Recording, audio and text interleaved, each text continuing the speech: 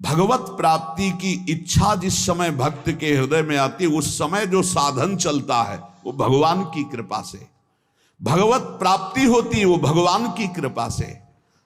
इसलिए साधक में कभी अहंकार नहीं आता जो कृपा पात्र होता है। जैसे भगवान ने कृपा की, गुरु की शरण करवाई, तो भगवान कह रहे तद्विद्य प्रणिपातेन परिप्रश्नेन सेवया उपदेक्षन्त ते ज्ञानम ज्ञानिनस तत्वदर्शिना। अपने गुरुदेव के समीप जाओ, साष्टांग दंडवत करो, भली भांति सेवा करो, सेवक की भांति होकर निष्कपट भाव से फिर प्रश्न करो, तब वो तुम्हें जो ज्ञान देंगे तुम्हारे हृदय में वो तत्व ज्ञान प्रकाशित हो जाएगा। श्रुति भगवती कहती है उत्तिष्ठ जागृत प्राप्य वरान निबोधत क्षुरस्य धारा निशिता दुरत्यया दुर्गम पथस्तत् कवयो वदंती। श्रुति वेद कहते हैं उठो ए जीव, जागो और महान पुरुषों की खोज करो और महापुरुषों के समीप जाकर उनके चरणों की वंदना सेवा करके उनसे ज्ञान प्राप्त करो। ये मार्ग छुरे की धारा के समान गिरते हुए देर नहीं लगती, केवल उनकी आज्ञा पर चलना नहीं गिर जाओगे। छुरे की धारा बहुत पतला मार्ग, छुरस्य धारा निशिता दुरत्यया दुर्गम पथस्तत् कवयो वदंती। ये छुरे की धार के समान ये ज्ञान का मार्ग भगवत मार्ग है। जैसा ज्ञानी गुरुदेव कह रहे हैं ठीक वैसे ही मार्ग पे चलोगे, कभी गिरोगे नहीं। भगवत प्राप्ति में अपना पुरुषार्थ मानने के कारण अहंकार रूपी दोष आ जाता है और अहंकार दोष उत्पन्न होने के कारण कभी भी भगवत प्राप्ति नहीं होती। वो भीषण संकटों में फंसता चला जाता है, काम क्रोध लोभ मोह मद मत्सर अहंकार। जो साधक भगवत प्राप्ति के मार्ग में अपना बल रखता है भ्रष्ट हो जाएगा।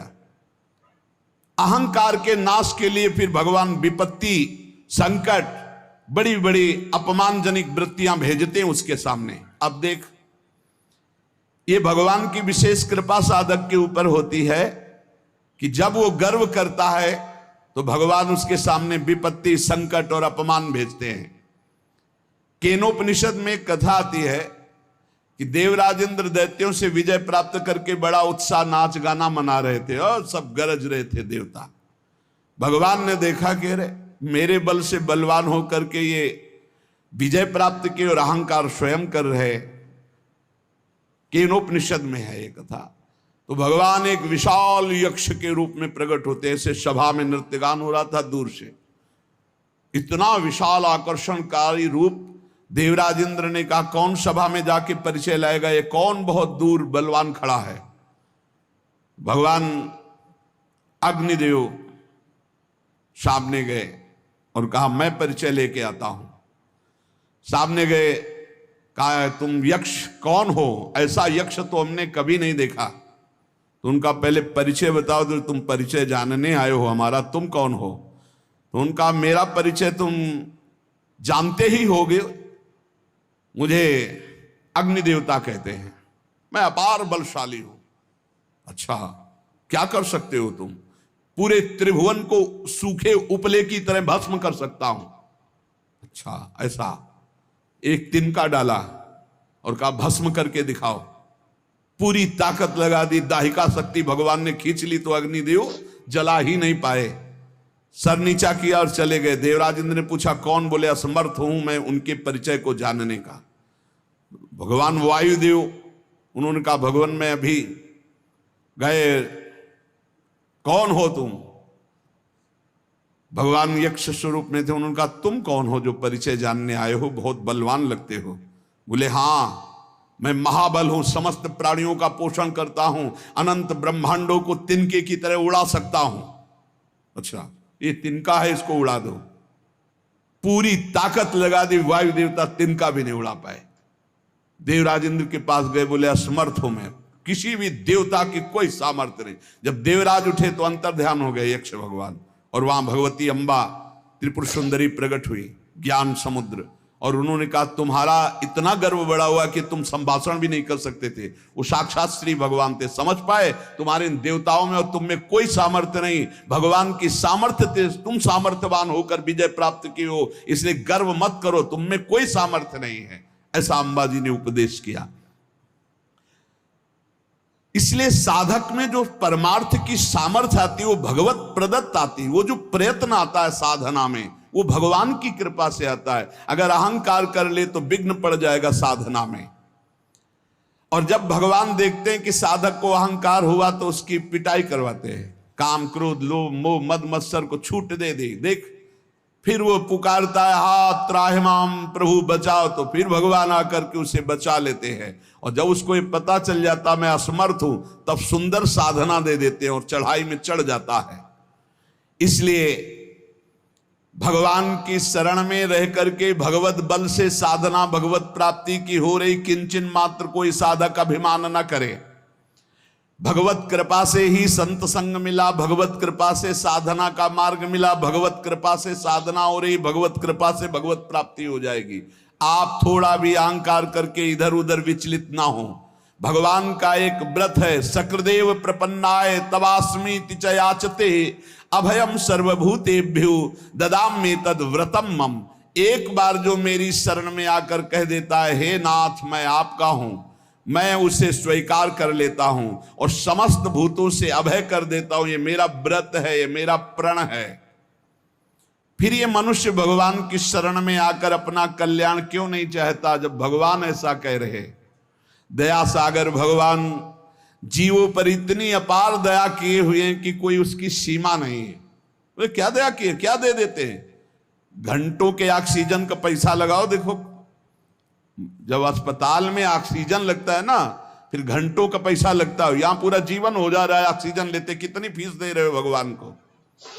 आकाश वायु जल पृथ्वी, कितनी भगवान की अहेतुकी कृपा हम पर, दया ही दया है। भगवान ने तो सब कुछ किया, तुम्हें बना दिया, तुम्हारे शरीर को बनाया, सब तुम भगवान के लिए क्या कर रहे हो। भगवान असीम कृपा सब पर किए है।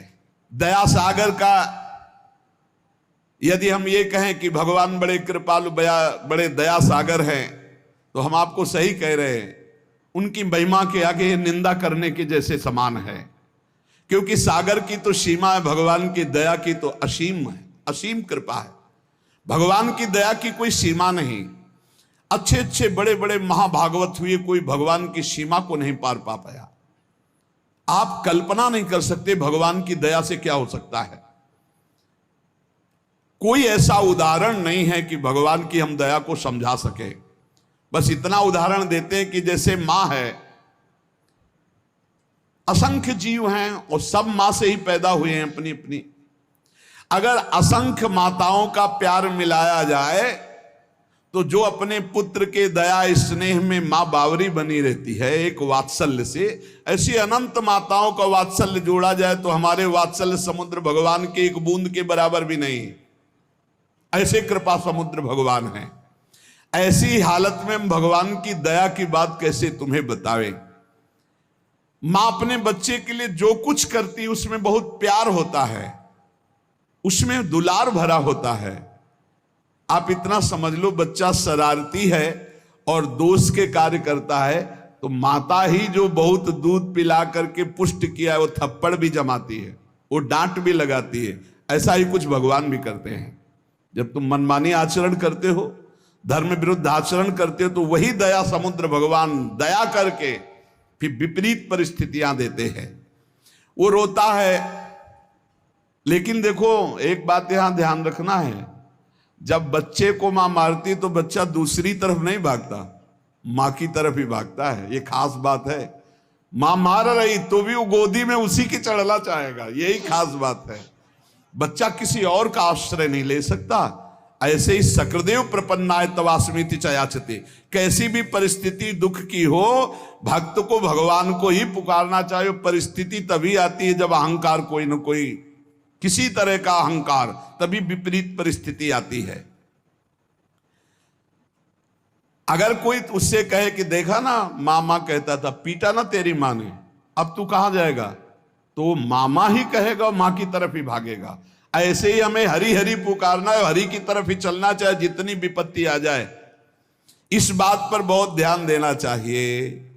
और जब वो मां पीट लेती है और बच्चा दौड़कर मां की तरफ जाता है तो हृदय से लगाती, आंसू पोंछती, कहती बहुत आज पीटा ना, देखो तू क्यों उपद्रव करता, मैं नहीं चाहती तुझे पीटना पर तू उपद्रव करता, मुझे पीटना पड़ता। ऐसे हरि फिर दुलार करते हैं, ऐसे हरि आंसू पोंछते हैं किसी न किसी रूप में आकर के। भगवान स्वयं साधक को अध्यात्म की ऊंचाई पर चढ़ाने के लिए छोड़ देते हैं। चलो, जैसे अपने छोटे से बच्चे को जब मां चलना सिखाती है, पहले पकड़ के फिर छोड़ देती है, चलो। वो लड़खड़ाता है तो पकड़ लेती, पर वो चढ़ाती है। बच्चे को चलना भी वही सिखाती है और मालिश भी वही तेल की करती है, पैरों को पुष्ट भी वही कर, पूरा का पूरा कार्य भगवान कर रहे हैं। पकड़ के सत्संग में लाना, सिखाना, चलाना, अध्यात्म की ऊंचाई तक सब कुछ भगवान कह रहे हैं। जैसे वो मां बच्चे को ऐसे चलाती है, ऐसे श्री भगवान चला रहे हैं। मां का प्यार बच्चा भूल सकता है, लेकिन मां का प्यार सदैव बच्चे के प्रति बढ़ता जाता है। मां स्वार्थी भी हो सकती है क्योंकि माया जनित उसका प्यार है। भगवान का मायातीत प्यार है, वो हर स्थिति में बढ़ता रहता है। इसलिए इस रहस्य को जानने वाला पुरुष भगवान की दया और करुणा पर विश्वास करके अन्य आश्रय कभी नहीं लेता। एक वचन आता है कि राम सिंधु घन सज्जन धीरा, चंदन तरु हरि संत समीरा, मोरे मन प्रभु अस विश्वासा, राम ते अधिक राम कर दासा। भगवान समुद्र हैं तो संत मेघ हैं, भगवान चंदन हैं तो संत पवन हैं, वायु हैं। इसलिए मेरे मन में ऐसा विश्वास आता है कि भगवान से बढ़कर भगवान के भक्त जन हैं। समुद्र जल से परिपूर्ण है, परंतु वो जल किसी काम में नहीं आता, ना कोई उसे पीता है, ना वो खेती सींचने के काम में आता है। लेकिन जब बादल बनकर के बरसता है तो मोर, पपीहा, खेती, पूरे जगत को आनंद की लहर बरसाता है। इसी प्रकार परमात्मा सच्चिदानंद घन समुद्र है, लेकिन संत जन बादल बनकर के उसी समुद्र से, उसी आनंद से आनंद लेकर बरसाते हैं। तभी सबके हृदय में क्षमता, शांति, प्रेम, जितेंद्रियता, बुद्धिमत्ता ये सब बढ़ने लगती है। साधक रूपी मोर, पपीहा ये सब आनंदित हो उठते हैं जब संत रूपी मेघ गरजते और बरसते हैं। उनकी गर्जना, उनकी वर्षा आनंद सिंधु भगवान की वर्षा है। आनंद सिंधु समुद्र से आनंद लेकर वर्षा करना है। जैसे चंदन में सुगंध होती है, परंतु वायु स्पर्श न करे तो बगल के वृक्ष तक नहीं पहुंच सकती, और वायु स्पर्श करती तो दूर दूर के नीम बबूल भी चंदन की तरह सुगंधित हो जाते हैं। ऐसे ही संत जन, भक्त जन, भगवान है चंदन और ये है वायु। ये दूर दूर तक नीम बबूल जैसे स्वभाव वाले दुष्ट जन भी संत वाणी के द्वारा अपने जीवन का परिवर्तन करके महात्मा बन गए, संत बन गए। हिंसक, चोर, बेविचारी ये उनकी वाणी के प्रभाव से भगवदानंद का अनुभव करने वाले ब्रह्म ऋषि महात्मा बन गए। संतों की भगवान से ज्यादा बड़ी कृपा होती है। संतों में कभी द्वेष नहीं होता। उनका हृदय ऐसा होता है कि दूसरे को जरा भी दुख के समीप जाते हुए देखकर उनका हृदय कांप उठता है। हे क्यों जा, अच्छा उसको लग रहा है मैं बहुत अच्छे मार्ग में जा रहा हूं, उनको लग रहा है दुख में फंसने जा रहा है। इसलिए संतों की बात कभी कभी कड़वी लगती है। नारद सिख जे सुने नर नारी, और अवश्य भवंतज होए भिखारी। देखो, मां चाहेगी बेटा खाए पिए खूब सोए, पिता चाहेगा इतना वैभव एकत्रित कर दूं किसी का कभी कोई जरूरत, और गुरु चाहेगा कि किसी काम का न रह जाए, न इसे नींद आवे, न इसका पेट भरे, न इसके पास धन का बल हो, न इसके पास जन का बल हो। एक बल हो महाबल, केवल भगवान का। बहुत अंतर है, बहुत अंतर है संसार के और गुरुदेव के प्यार में, बहुत अंतर है। वो संसार के हर कट करके एकमात्र भगवान का सहारा, और संसारी जन हर कट करके भगवान के मार्ग से केवल संसार का सहारा। जमीन है, रुपया है, बैंक बैलेंस है, रिश्तेदार है, नातेदार है, खूब मौत से खाएगा, मौत से खाएगा नहीं, काल खाएगा। काल जैसी तरिवंश प्रपंच बंच सवे काल ब्याल को खायो, या जे जान श्याम श्यामा पद कमल संग शिरनायो। भगवान की दया में साधक में कायरता नहीं आ जाती, ध्यान रखना। अब सब भगवान की दया से हो जाएगा ऐसा नहीं, वो कायर नहीं होता, वो बहुत ही कार्य प्रवीण होता है। जो गुरुजनों ने सेवा, जो भजन, जो उसमें लगा है, पर भरोसा भगवान की कृपा का है कि भगवान की कृपा से नाम जप हो रहा है, भगवान की कृपा से वृंदावन वास हो रहा, भगवत कृपा से संत समागम, भगवत कृपा से हमसे साधन भजन बन रहा है। कितनी भी बुराई क्यों न हो संत महापुरुष की, वो उसका कल्याण ही चाहेंगे।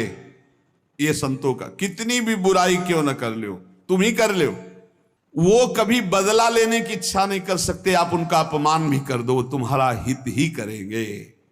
वो तुम्हें दुर्गुण दुराचार से, माया से हटा करके भगवान में ही तन्मय करेंगे, तभी।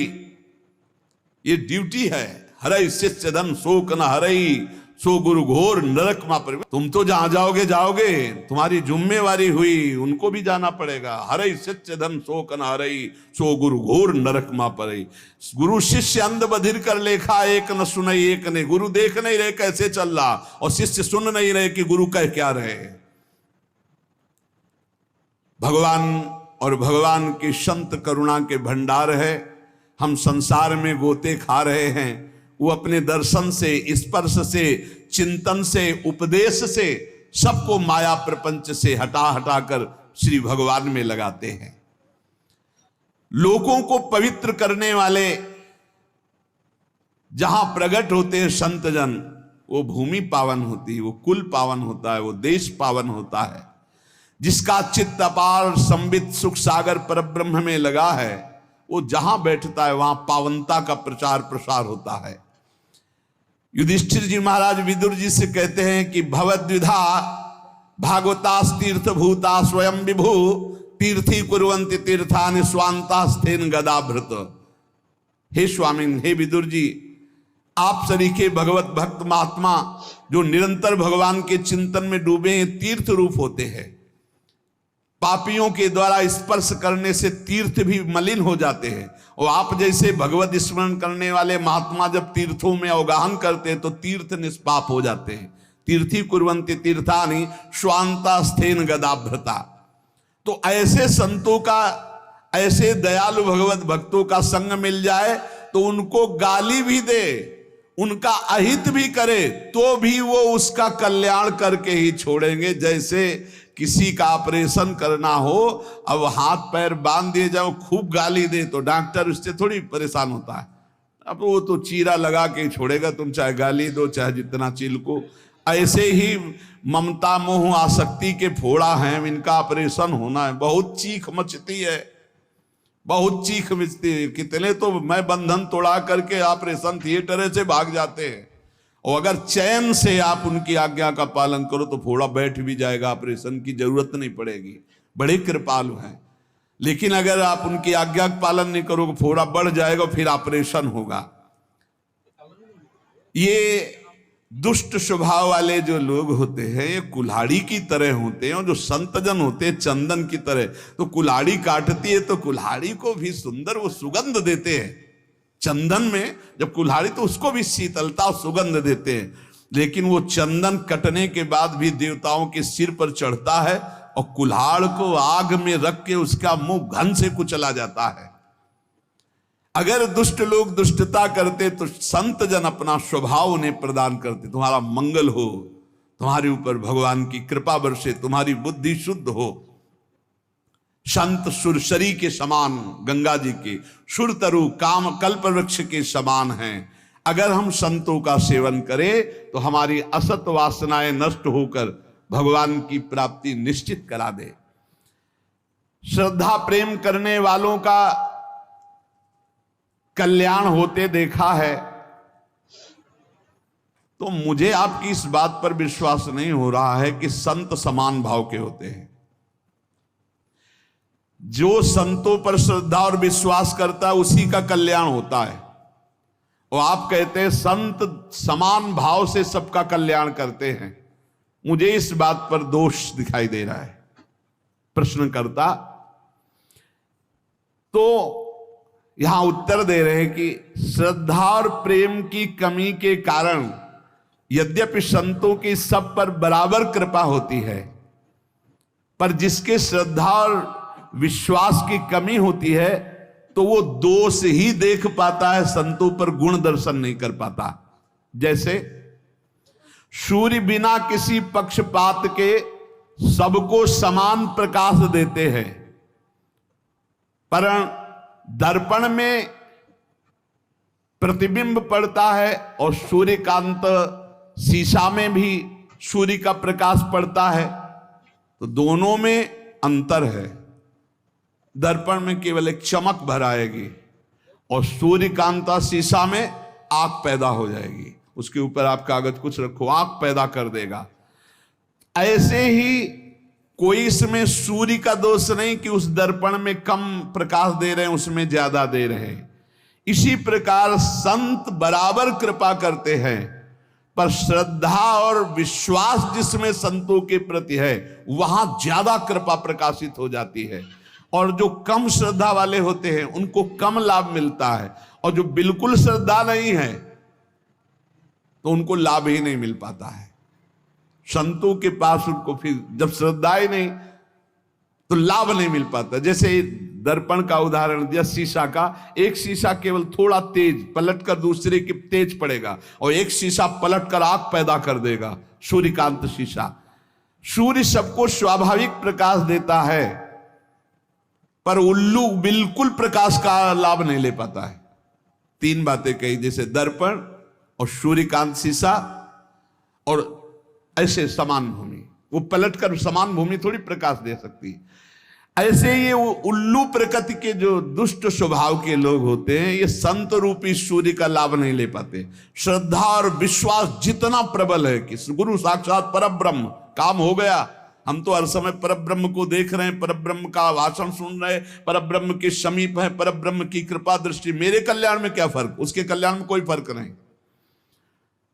ये वैसे साधु तो नहीं है जिससे कल्याण हो जाता है, बिल्कुल वैसे ही अनुभव होगा। ये यथा माम प्रपद्यन्ते तास तथैव भजाम्यहम्। उल्लू के लिए चाहे जितना सूर्य प्रकाश हो उसको कुछ नहीं सुख मिलना, उसको अंधकार में सुख मिलता है। ऐसे ही चंद्रमा सर्वत्र बिखरी हुई चांदनी को सुख प्रदान करने के लिए, लेकिन चोर को बुरा लगता है चांदनी, इसमें चंद्रमा का दोष क्या है?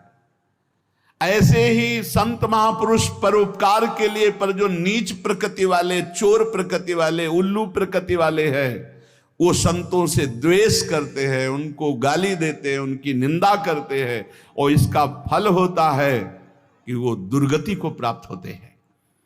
यदि कहा जाए ऐसे दयालु पुरुष प्रत्यक्ष जो भगवत प्राप्त महात्मा है, तो उनकी बुद्धि क्यों शुद्ध नहीं हो गई? दुष्ट है तो उनकी बुद्धि क्यों शुद्ध नहीं हो गई? इसका उत्तर है कि संतों का गुण, प्रभाव और तत्व बिना श्रद्धा के नहीं आप लाभ ले सकते।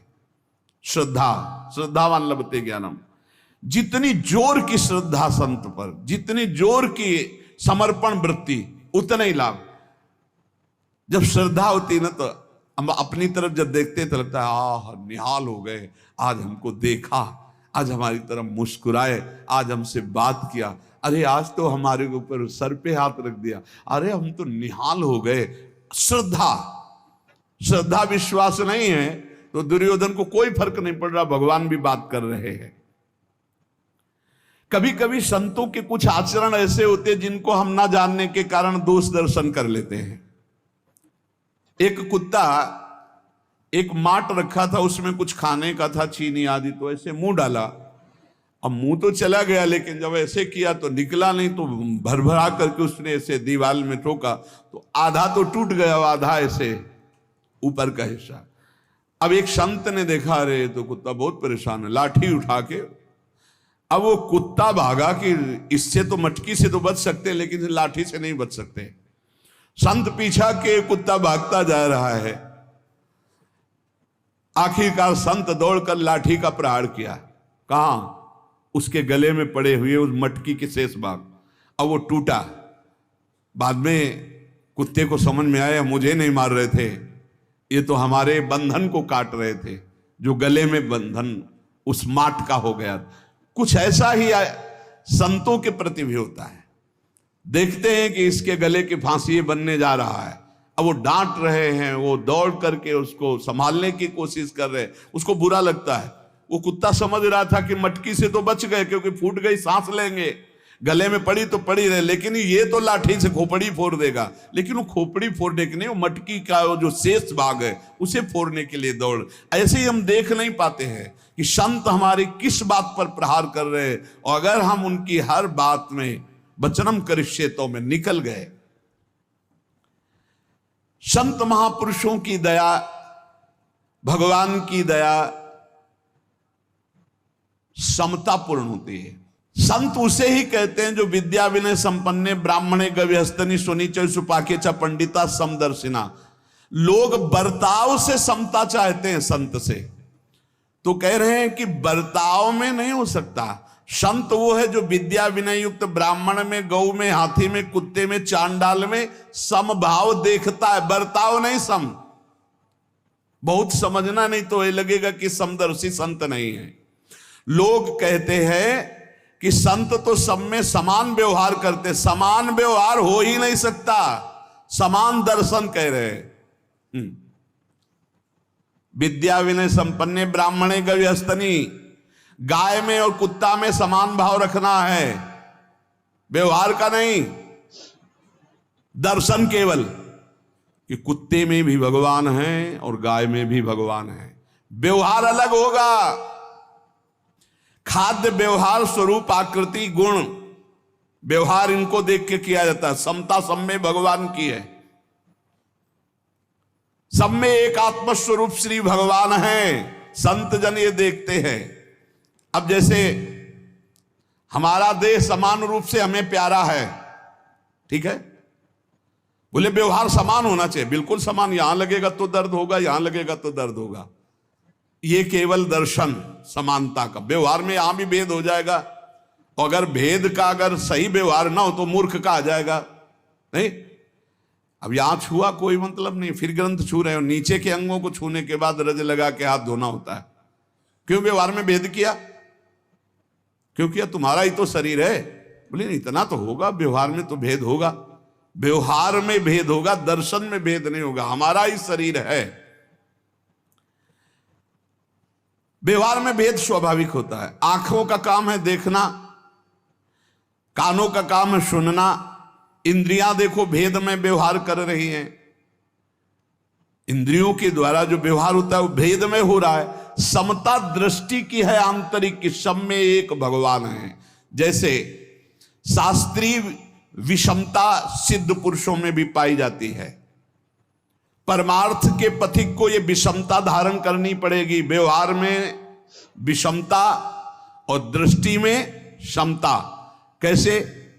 बोले माता, बहन, पत्नी, तीनों स्त्री शरीर है, पर व्यवहार तीनों से बिल्कुल अलग अलग होना है। व्यवहार में समता और दर्शन में तीनों शरीरों में एक ही परमात्मा विराजमान है। हम